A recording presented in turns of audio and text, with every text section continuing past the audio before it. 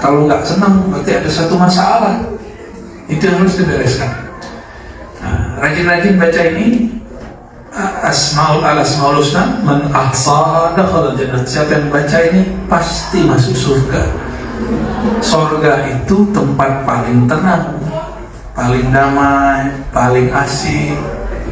Nah, orang-orang yang sering membaca nama Allah di dunia, tempat dia ngaji, Allah ubah menjadi taman-taman surga. Jadi tadi pas lagi baca, itu ada ketenangan nggak? Baca senang nggak? Lagi baca itu senang. Itu tempat kita berubah sesaat jadi taman surga.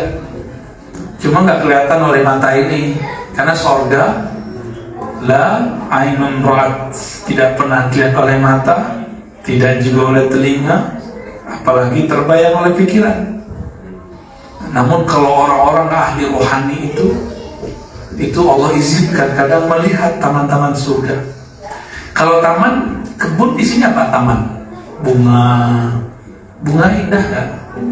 Harum kan? Rapi, itu taman. Taman itu mesti ada yang nanam bunganya. Siapa yang nanam? Orang yang baca nama Allah. Jadi kalau adik-adik tadi baca nama Allah, itu sedang nanam pohon-pohon, bunga-bunga, mawar-mawar surgawi. Cuma nggak kerasa ya, nggak kerasa, nanti di akhirat lihat hasilnya. Nah, nanti walaupun udah tamat di sini, sekali setiap hari baca al-asmaul husna. Gak usah khawatir masalah rezeki. Rezeki itu dunia. Dunia itu hanya tunduk kepada orang yang dekat kepada pemilik dunia. Siapa pemilik dunia? Allah SWT. Ya, tidak usah khawatir. Nah, inilah makna hadis yang lebih kurang. Ya, man ahsaha dakhala jannah. Siapa yang menghafalkan, menghitung, memahami, mengulang-ulang, dijadikan wirid, pasti masuk surga. Belum dia masuk surga yang sana, Allah sudah izinkan masuk surga yang di dunia, yaitu surga ketenangan jiwa. Ya, kita kirimkan Al-Fatihah untuk guru-guru kita semua, untuk Imam Nautailah Sakandari, dan wabil khusus abunya Nabi Muhammad SAW, dan guru-guru di ma'had di madrasah ini, wa khasatan muassisha wa syekhna Abah Labib, wa likulli syekhin wa syekhatin muallimin wa muallimatin wa muta'allimin wa muta'allima, talib wa talibat. Al-Fatihah. A'udzubillahi minasyaitonir rajim. Ya kenapa ya?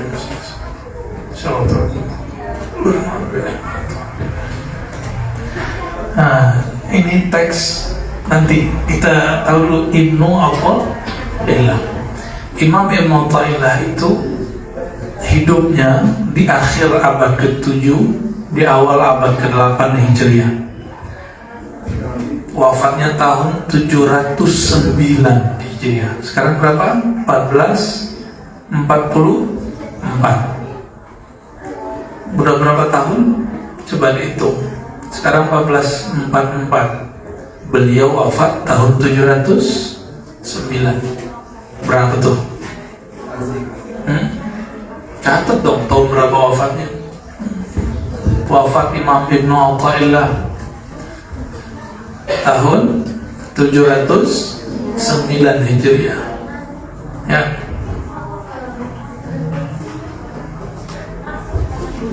Imam Athaillah ini dulu benci dengan ahli zikir.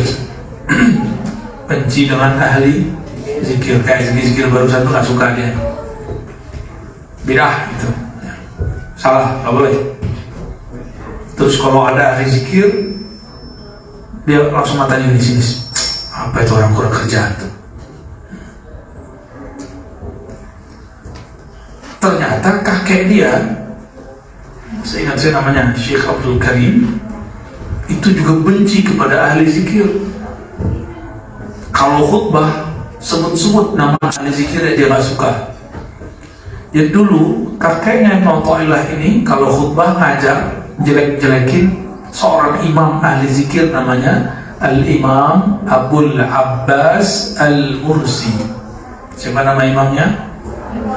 Abul Abbas Al-Mursi. Ingat ya? Ini di Mesir semua. Ini orang Mesir, bukan bukan tiang Brebes, bukan orang Brebes dia, bukan orang Bumiayu, bukan orang Tegal, bukan. Dia nggak tahu sate Tegal, dia nggak tahu deh. Jadi tiap kali ngajar kakek dia ngomong, Syekh Abdul Karim, kata Syekh Abdul Abbas Musi zindiq, bid'ah, sesat. Dari dulu sudah ada ustaz-ustaz, kiai-kiai suka menyesatkan orang lain, suka nuduh-nuduh orang lain. Ya, nanti kalian yang kaget, nanti ada ustaz-ustaz sukanya begitu. Ya, sukanya ngapain? Nyalah-nyalahin orang.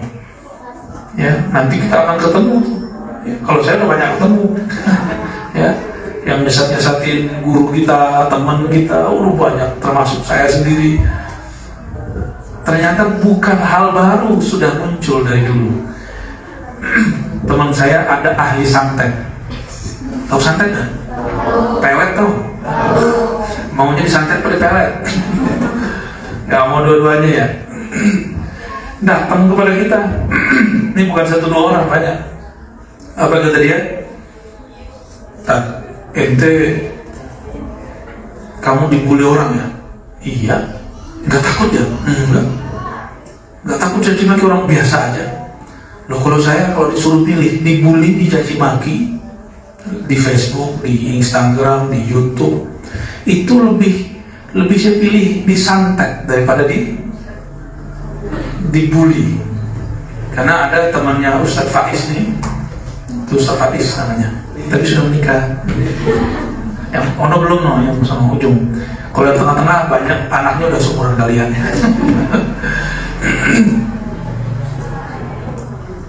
Dibully orang masuk rumah sakit, dibully, jadi dia buat konten di YouTube. Dibully, kepikiran sakit tipes. Ya, sakitnya santri. Kalau ini sakitnya ustazah. Ya, dibully orang masuk rumah sakit. Gimana tuh? Ternyata lebih parah. Ada orang melet, dia nggak ngaruh, zikir dia banyak. Ada orang nyantet, dia nggak tembus. Suka baca Al-Asmaul Husna, nggak tembus. Orang nyantet melet kan cuma pakai 1-2 nama Allah. Kalau kalian kan baca berapa nama Allah? Sudah 9, kurang sakti mereka. Nggak tembus. Jadi ada orang lebih milih disantet daripada dibully. Karena memang dibully itu perasaan kita gelisah kalau nggak ngerti hakikat yang terjadi. Ya. Imam Al-Mursi, Abul Abbas Al-Mursi, dibully di pengajian oleh siapa? Kakeknya Imam Ibnu Athaillah. Dia bales nggak? Kalau adik-adik ini dikata-katain orang gimana? Aku katain balik, gitu ya. Apa bahasa orang sini Pak? Hah? Gua parah nih, gitu. Imam Abul Abbas Al-Mursi, setiap kali kakek yang Athaillah mencaci maki dia secara tidak beradab di depan orang banyak, murid-muridnya laporan, Kiai namanya, kalau kita panggil kayak orang Indonesia ya, Abah Mursi, ente dikafirkan orang, mau orangnya di majelis masjid jami, di masjid jami muridnya banyak, bahkan lagi khutbah Jumat disebut itu ahli zikir itu pembohong, Al-Mursi itu orang sesat. Begitulah terus bertahun. Akhirnya nanyalah seorang muridnya, wahai Tuan Syekh Abul Abbas Al-Mursi, engkau dibully, dicaci maki oleh kakeknya Athaillah, kenapa tidak balas? Belum diam aja. Ternyata kalau seorang kiai guru diam, itu bukan berarti gak ada jawabannya, cuma belum nunggu jawabannya di waktu yang tepat. Jadi kalau kita nanya ke kiai, salah satu adabnya tidak menuntut beliau langsung jawab. Kalau beliau diam, kita diam aja, gak ada masalah. Ternyata benar, kakeknya melahirkan anak namanya Ibnu Athaillah. pas remaja langsung dinikahkan. Diajar terus tuh sama kakek yang suka mengkafir-kafirkan itu. Ya diajar terus, dia lagi tuh, kamu jangan ngaji sama orang itu, tuh orang kafir, orang sesat, orang zindik. Tapi kalau anak muda dilarang, penasaran nggak? Anak muda kalau dilarang gimana? Penasaran. Maka dia penasaran, diam-diam nyamar datang ke masjid tempat ngajarnya Imam Abul Abbas Al-Mursi yang dianggap sesat. Diam-diam. Tapi sebelum dia datang, Imam Al-Mursi ngomong ke khadamnya, "Tak ada anak muda mau datang, mau ngecek-ngecek tempat kita. Kalau dia datang, kamu bawa ke kamar saya." Muridnya bingung, siapa ditunggu-tunggu. Ternyata betul, di waktu sore muncul seorang anak muda, namanya Ibnu Athaillah.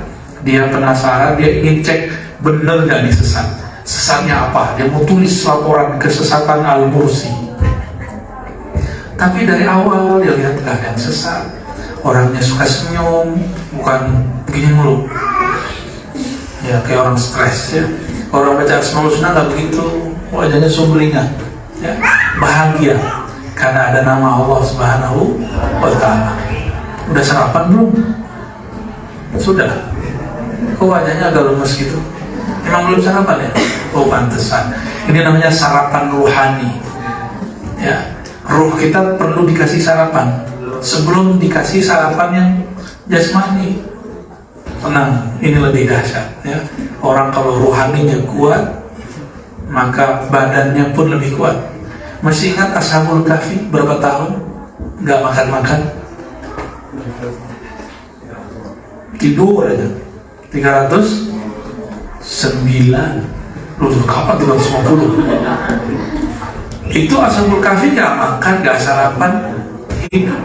Kenapa? Tadi yang dibaca waktu Asmaul Husna, Al-Muhyi Al-Mumit, yang maha menghidupkan, yang maha mematikan. Kalau Allah bilang gak mati, gak mati, walaupun gak makan 1000 tahun. Jadi gak usah khawatir, Tuhan kita bukan nasi. Tuhan kita yang menciptakan nasi ya. Jadi jangan lemes dong, semangat, senyum dong. 1, 2, 3, senyum. Tabassumka fi wajhi akhika sadaqah. Aku sempat hatamkan ini. Nyampailah di tempat Imam Al-Mursi. Dia nggak ada yang sesat, orangnya baik-baik, ahli zikir. Akhirnya dibawalah, ini sama-sama ahli sunnah. Jadi dari dulu sudah ada orang sesama akidah ahli sunnah itu nuduh temannya. Ternyata ketika dicek nggak ada yang aneh. Dibawalah ke dalam ruangan khusus Al-Imam Abul Abbas Al-Mursi. Di sana curhatlah beliau. Kakekku bilang di sini banyak sesat, tapi dari awal aku duduk sampai sekarang nggak ada sesat, malah disambut. Terjadilah obrolan yang sangat-sangat baik. Akhirnya Ibnu Athaillah mengatakan, saya ingin belajar kepada Tuan Syekh. Siapa namanya tadi? Abul Abbas Al-Mursi. Abul Abbas Al-Mursi itu murid dari Imam Abul Hasan Asy-Syadzili. Abul Hasan Asy-Syadzili yang muridnya adalah favoritnya abah kita. Jadi Abah Al-Habib itu sedang wirid-wiridan yang dibaca, yang didapat oleh Imam Abul Hasan Asy-Syadzili. Yang buku kecil itu kemarin kita tunjukin tulisan tangan. Ada hizib bahar, ada hizib ini, luar biasa. Banyak sekali. Itu Abul Hasan Asy-Syadzili dapat izinnya ketemu Rasulullah secara rohani, mimpi ketemu Rasulullah. Benar nggak? Benar. Beliau bermimpi ketemu Rasulullah ajarkan wirid itu satu-satu. Nah itu wirid favorit beliau ya. Jadi kiai kalian bukan sembarangan ya, ahli aurat. Auratnya adalah aurat yang berkait dengan Imam Ibnu Athaillah As-Sakandari. Jadi beliau ada belakangnya, ini isim nisbahnya. Beliau dari kota Alexandria, apa syaratnya? As-Sakandari, orang dari Alexandria. Imam Athaillah ini kemudian belajar zikir, belajar ilmu aqidah, belajar ilmu qalbu, belajar ilmu ma'rifatullah. Masih muda, seumuran kalian ini. Lama-lama apa kata Syekh Al-Abbas, Abul Abbas Al-Mursi, aku akan kader kamu, akan jadikan kamu ahli dua ilmu yang zahir, yaitu mazhab Maliki. Jadi mereka mazhabnya bukan Syafi'i, mazhabnya apa? Maliki. Dan yang kedua, ahli ilmu qalbu. Dari kitab ilmu qalbu itulah muncul teks yang kalian baca ini. Ini namanya Hikmah Imam Ibnu Athaillah As-Sakandari, dan beliau masih muda. Maka belajar zikir dimulai dari masa muda. Jangan nunggu udah tua, jangan nunggu udah sepuh. Kalau zikir kayak gini nih, duduk harus lama, ngaji harus lama. Kalau udah tua, duduk sebentar udah pegel-pegel, udah kesemutan. Jadi jangan belajar zikir setelah tua, belajar dari sekarang. Ini kan latihan-latihan sudah ya.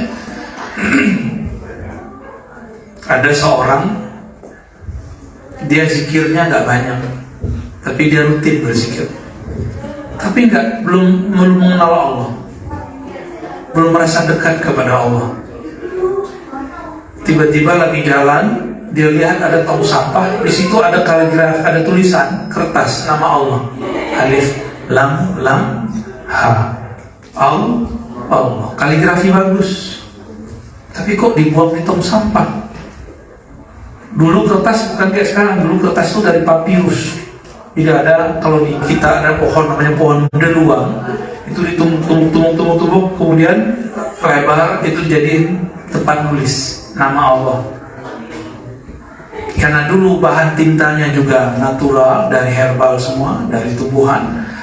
Dia ambil, dibersihkan, dikatakan, wahai pemilik nama, namamu telah dibuang oleh orang yang tidak kenal kemuliaan namamu.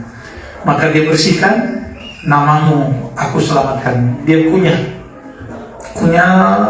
sampai habis. Setelah itu gimana? Makan kertas gimana? Kertas ini lembut, ini kertas papirus berserat. Dia kunyah, dia menangis. Ya Allah, kenapa ada orang buang nama Engkau? Kenapa ada makhlukmu tinggal di bumimu, makan rezekimu, tapi tidak hormat dengan namamu? Kalau ada orang ambil foto kiai kita terus diinjak gimana? Marah kan kita? Sama, ini kekasih Allah. Dia melihat ada nama Allah dibuang di hati-hati nih, ini santri kenapa nggak diberkahi ngajinya? Habis tulis bismillah, kertasnya dibuang ke tong sampah. Kalau mau buang, dirobek dulu nama Allahnya, ya, atau dibakar. Kalau bakar hati-hati, bahaya. Malamnya orang itu mimpi, fara'a fil manam Rabbal Izzah. Lalu dia mimpi malam hari bertemu Allah Subhanahu wa ta'ala. Apa kata Allah? Ya abdi, wahai hambaku, karena engkau menghormati namaku, aku mengangkat derajatmu, aku jadikan engkau kekasihku. Maka dia kekasih Allah, jadi wali Allah cuma karena menghargai satu nama. Nah, ini adik-adik ini Allah berkahi setiap hari belajar nama Allah, ya, sebut nama Allah benar, Bismillah, Asmaul-Husna dan sebagainya. Jadi tolong dihormati supaya diberkahi, ya. Kita baca teks ini. Jadi Ibnu Athaillah awalnya anti ilmu zikir, kemudian jadi senang zikir. Setelah dididik oleh gurunya, muncullah kalimat-kalimat ini. Ini kalimat ilham yang masuk ke hatinya. Kalau mata bisa melihat yang tertulis, kalau hati bisa melihat yang mana? Hati juga bisa. Yang tersurat dibaca oleh mata, yang tersirat dibaca oleh hati. Nah, mata ini yang melihat itu bukanlah ain, namanya basar. Basar itu pandangan zahir. Kalau yang batin namanya basirah. Apa namanya? Basirah, pakai shad. Basirah, kemampuan orang melihat dengan mata batin. Apa yang dia lihat? Rasa, adab. Jadi kalau adik-adik ini beradab, berarti punya basirah. Kalau punya lembut, gampang tersentuh, berarti basirahnya kuat. Matanya nggak rusak, ya. Kalau mata kita masalah, kita benerin nggak? Ya, nggak pakai kacamata 1-2. Kenapa? Supaya jelas. Sama. Kalau basirah kita sakit, kita harus rawat. Dikasih kacamata, kacamata rohani. Namanya ilmu. Namanya apa? Ilmu. Oke, coba sama-sama kita baca. Bismillahirrahmanirrahim. Qala al-imam Al-Arif Ibn Athaillah As-Sakandari.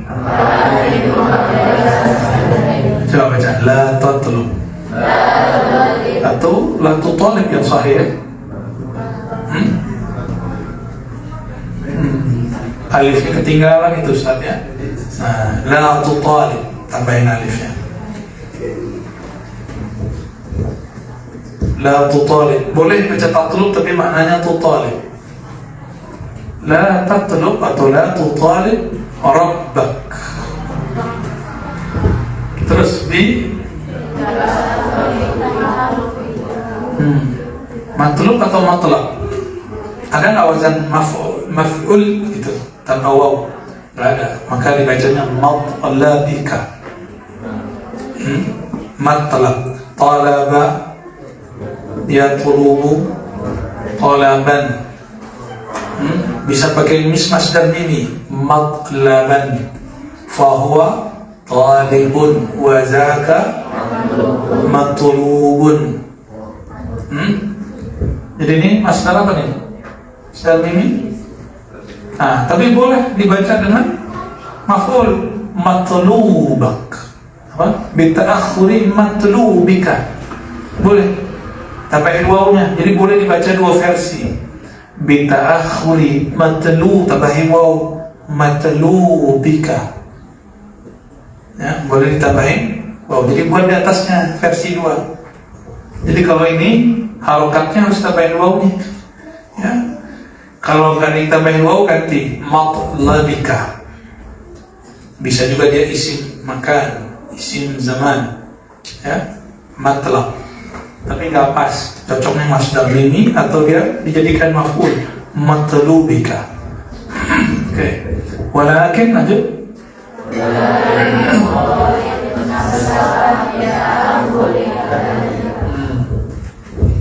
Sebelum kita terjemah, pernah punya doa belum Allah kabulkan? Belum banyak ustadznya. Ya belum. Ini jawabannya. Pernah dengar orang tua ngomong, saya udah doa, belum dikasih. Ini jawabannya.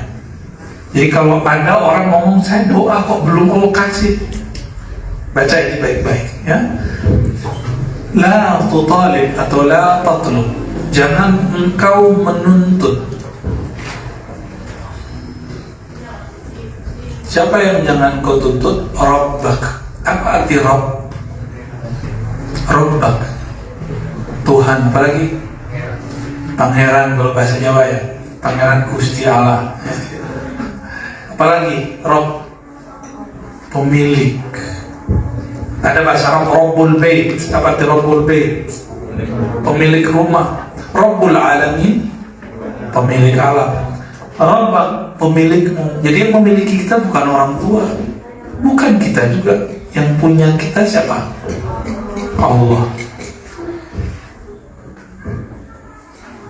La tatlub rabbak. Nah, lawan dari Rabb itu abdun, hamba. Apa lawan dari Rabb? Hamba. Mungkinkah seorang hamba nuntut pemiliknya? Kurang ajar namanya. Ya. Su'ul adab. Maka kalau ada hamba nuntut Tuhan, itu tandanya nggak kenal siapa Tuhannya. Seperti nafsu ditanya, disuruh, ya nafs, akbili, nafs, kamu lihat sini. Apa kata dia? Man anta. Kamu siapa? Suruh-suruh saya. Itu kata siapa? nafsu. Jadi kalau orang gak kenal siapa yang nyuruh, begitu jadinya. Akhirnya si nafsu dikasih hukuman, kamu gak boleh makan. Gak tahu waktu itu makannya apa. Setelah lapar, baru dia nanya, ya Rob, nah, manggil ya Rob, wahai Tuhanku, aku lapar. Allah nanya lagi, oke, kamu siapa? Aku siapa? Kata Allah. Lalu berkata, ana abduka wa anta rabbi. Aku hambamu, engkaulah Tuhanku. Jadi apa arti Rabb? Tuhan, pangeran, pemilik. Coba, adik-adik ini punya rambut? Benar punya? Benar punya ya? Rambutnya numbuhin nggak? Ini biasanya perempuan ini punya masalah kalau sudah haid, mohon maaf, rontok. Ya, bisa bilang nggak? Rambut jangan rontok dong. Bisa nggak? Nggak bisa. Kenapa? Karena rambut bukan kita yang punya. Bukan kita yang punya. Saya itu agak ribet dengan kumis ini. Tapi nggak boleh ngomong, miss, kamu jangan tumbuh dong, nggak bisa juga. Biarin aja ditumbuh. Ya, tiap sekali 3 hari dibersihin. Karena kalau panjang pun lucu, nggak gagah kayak foto Abu Yasin Muhammad. Ya, kumisnya aneh-aneh kayak kumis kucing.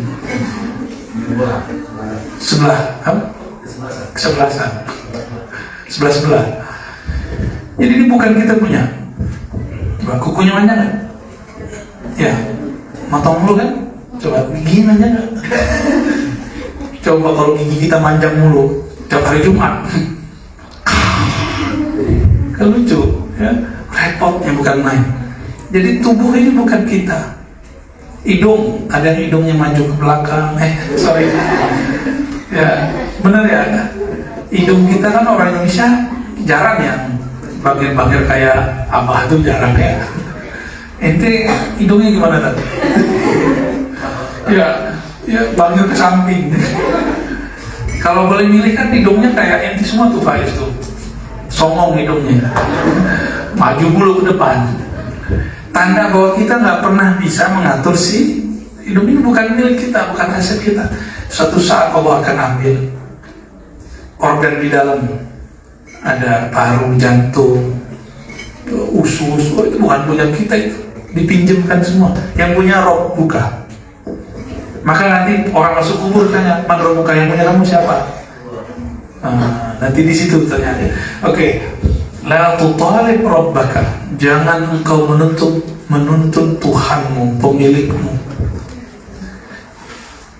Bi di situ apa? Bi sababiyah. Kalau ba itu artinya sababiyah, terjemahannya apa? Kata orang Malaysia, kerana. Ya, jadi tidak semua bi itu berarti dengan. A'udzubillahi minasyaitonir rajim. Billah. A'udzubillah. Apa arti a'udzubillah di situ? Bi bermakna aku berlindung dengan atau kepada. Ba bermakna ila. Iltija ila Allah. Jadi huruf ba kadang berarti sabab, kadang berarti ala. Karena Imam Fakhruddin Ar-Razi mengatakan dalam tafsirnya, ini kalau depan Ar-Razi yang ngomong Fakhruddin Ar-Razi, apa kata beliau? Huruf jar kalau bahasa Indonesia, huruf jar kata rasanya, atau khafat kata sebagian ulama, dia mewakili makna satu sama lain.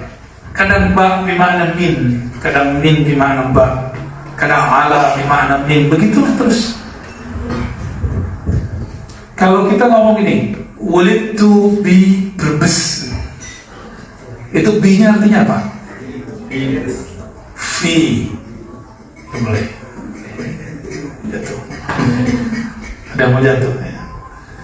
Jadi ba huruf jar itu maknanya tidak hanya satu makna, bisa berbagai makna. Wow, ada wow ma'iyah, ya kan? Walladzina tabawwa'ud dara wal imana, surah Al-Hasyr. Jadi wow kadang bermakna maaf ya. Oke. La tatlub rabbaka bi ta'akhuri matlabika. Jangan kamu menuntut Tuhanmu, pemilikmu, karena ta'akhur, diundurnya, diakhirkannya, atau pengakhiran, pengunduran matlabik. Nih diganti ya, huruf harokatnya diganti. Karena permintaanmu diundur, doamu belum dijawab. Jadi ta'akhuri matlabik, diundurnya matlabik, permintaanmu, permohonanmu. Jadi kalau kita doa belum dikabulkan, berarti syaratnya belum cukup. Kenapa? Ada kaidahnya, kullu da'watin mustajabah. Setiap doa pasti mustajab. Hadis Imam Muslim, hadis sahih. Jadi kalau ada doa belum dikabulkan, berarti apa? Ada syarat belum. Nah, syarat berdoa itu cuma dua. Satu, yakin. Dua, adab. Itu syarat doa diangkat. Apa? Satu, yakin. Dua, adab. Gak ada lagi, cukup dua. Tapi sudah mencakup semua. Berarti orang kalau doa gak yakin dikabulkan, walaupun adab itu bagus. Enggak. Doa itu minta. Berani gak ketemu kiai sembari main handphone? Gak berani. Datang kepada Allah. Allah itu mandangnya kolbu, bukan muka. Bukan jenis jilbab, bukan jenis baju, bukan jenis bedak. Ini pakai bedak gak sih? Ya pakai. Enggak pakai ya. Pakai juga boleh. Allah gak lihat itu. Apa yang dilihat? Kolbu. Kolbunya dilihat. Kolbunya, hatinya meminta nggak kepada Allah. Hatinya hormat nggak kepada Allah. Kalau iya, Allah terima. Jadi kalau doa bukan bahasa Arab yang penting, tapi hatinya yang penting. Jadi kalau doa jangan gaya-gayaan. Ya, doa itu hatinya yang dimantapkan. Kenapa? Karena Allah melihat hati. Ya. Jadi satu yakin, yang kedua adab. Nah, adab ini yang banyak. Suatu kali ada sahabat Nabi ngomong, aku doa kok belum dikabulkan. Maka Nabi dengar, Nabi langsung berkata, semua doa kullu da'watin mustajabah. Semua doa pasti dijawab. Malam ya'jal, selama tidak tergesa-gesa. Ya. Apa itu tergesa-gesa? Terburu-buru, itu terjemahan. Ayyakula da'autullaha wa lam yujibli. Aku doa kok belum kunjung dijawab. Pernah ngomong begitu? Itu doanya semuanya di cancel. Semua doanya fail. Semua doanya gugur. Jadi kalau ada orang ngomong da'autullaha wa lam yujibli, saya sudah doa setahun, 2 tahun, sebulan, 2 bulan, tapi kok belum dijawab. Memang Tuhan itu siapamu? Anak buahmu. Doa kan kalau dalam usul fikih itu amar, fi'il amar. Coba Rabbighfir, fi'il amar atau fi'il apa itu? Allah marzuqna rizqan katsiran thayyiban, Allah zawwijna zawjan ghaniyyan. Gitu kan? Itu kan perintah. Allah marzuqna, razaqa yarzuqu, urzuq. Perintah. Memang siapa kita perintah Allah? Jadi doa itu bukan perintah-perintah anak buah. Doa itu makanya diganti. Jika dari hamba kepada Allah namanya bermohon. Kalau dari Allah kepada makhluk namanya perintah. Jangan kebalik. Doa nih gak dikasih-kasih juga nih gitu. Itu kayaknya minta perintah Allah, gak boleh ngomong gitu ya. Oke. Walakin udah jadi bahasa anak santri nih. Walakin tak gitu. Apa arti walakin? Talib. Talib, talaba, yutalibu, mutalaba. Fi'il amarnya, cara ngambil fi'il amar kan dari fi'il mudhari'. Talaba yutalibu, hilangkan ya-nya, matikan belakangnya. Talib. talib, tuntutlah, jangan tuntut Allah. Tuntutlah nafs dirimu yang bandel itu. Ya. Bi ta'akhur, karena bi tadi apa? Bisababiyah. Bi ta'akhur, karena dia terlambat adabi, dalam beradab. Karena dia terlambat memenuhi adab sebagai hamba kepada Allah Subhanahu wa ta'ala. Nah, ini kalau Imam Mu'ta'ilah As-Sakandari. Jadi apabila doa-doa belum dikabulkan, ini kasih tahu ke orang tua, karena orang tua ngomong gitu. Ya, kasih tahu. Habis ngaji nih di Al-Hikmah gitu ya. Sebutin, bacain teksnya. Nah, jadi apa pelajaran dari teks ini? Pertama, satu, tulis. Ya, pelajaran dari hikmah ini.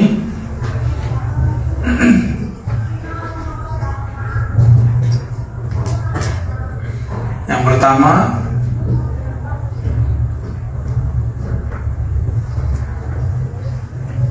mengetahui penyebab doa ditunda ijabahnya. Apa penyebab ditundanya? Maka ya, nomor 2-nya, yang membuat doa ditunda adalah adab hamba yang kurang sempurna kepada Allah Subhanahu wa ta'ala. Apa saja adab, apa saja syarat doa diijabah? Ada 2. 1, jadi syarat ijabah doa 1, yakin. 2, adab. Yakin itu di qalbu. Doa yakin di hadapannya ada Allah. Kalau ada adab zahir, ada adab batin. Adab zahir apa aja? Tutup aurat, ya, angkat tangan. Nah, mulai doa itu mulainya pertama panggil nama Allah. Ini cara doa. 1, panggil nama. Kita mau memohon kepada seseorang, kita panggil nggak namanya? Panggil dulu. Ini Allah yang ngajarin. Maka meminta kepada Allah harus memulai dengan memanggil nama Allah. Nama Allah banyak, minimal kita tahu 90. Nah, panggil namanya. Ya Allah, Ya Rahman, Ya Rahim. Yang nanti kalau udah tamat mau nikah, jomblo gitu, Ya Allah, Ya Rahman, Ya Rahim. Wahai yang Maha Pengasih Penyayang, aku kesepian sendiri. Zawidni birajulin sholihin. Kalau orang sini sholikin ya, birajulin sholikin. Sebut namanya. Dan yang kedua, bersolawat kepada Nabi Muhammad SAW.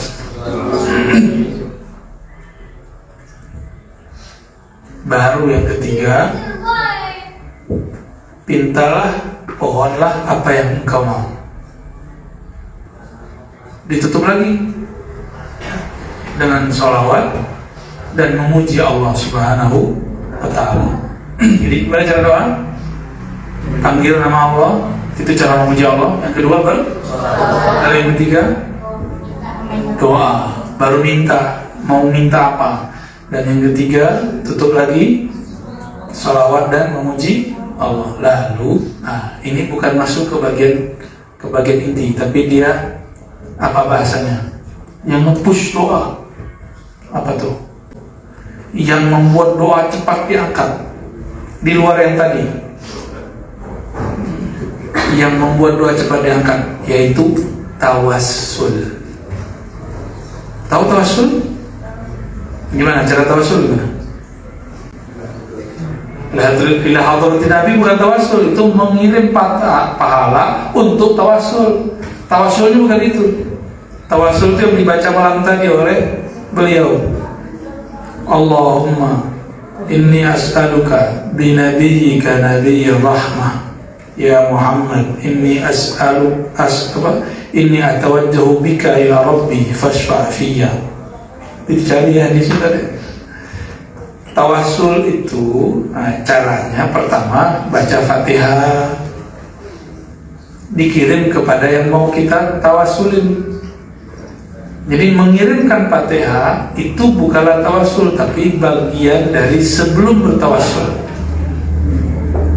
Misalnya gini, kita mau bertawassul ke Nabi, kirim dulu Fatihah ila hadratin Nabi sallallahu alaihi wasallam, Al-Fatihah. Nanti ketawassul gimana? Ya Allah, bijahin Nabi, bihaqqin Nabi. Sering dengar doa begini? Bihaqqin Nabi, bijahin Nabi, itu namanya tawassul. Sedangkan ila hadratin Nabi namanya ihda'us thawab. Apa itu ihda'us thawab? Mengirimkan pahala. Nah, itu namanya sesuatu yang membuat cepat doa. Yang kedua, tadi apa tawassul? Yang kedua sedekah. Yang ketiga zikir. Yang kelima cepat ya,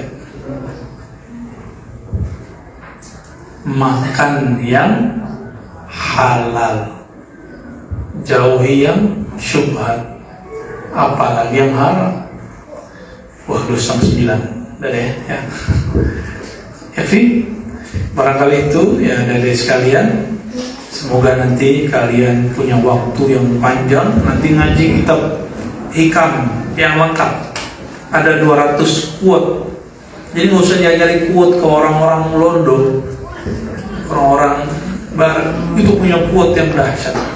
Ya, semoga Allah merahmati kita semua. Nasallallahu ayyu'afina wa nasallallahu yaftah lana futuhal arifin wa yasallallahu ayyakhtimana bihusnil khatimah bis-sa'adah wa nasallallahu ayyubarika lana wa liwalidina wa limasyayikhna wa litullabina wa طلباتنا ولجميع المسلمين والمسلمات في مشارق الأرض ومغاربها الحمد لله رب العالمين. الفاتحة.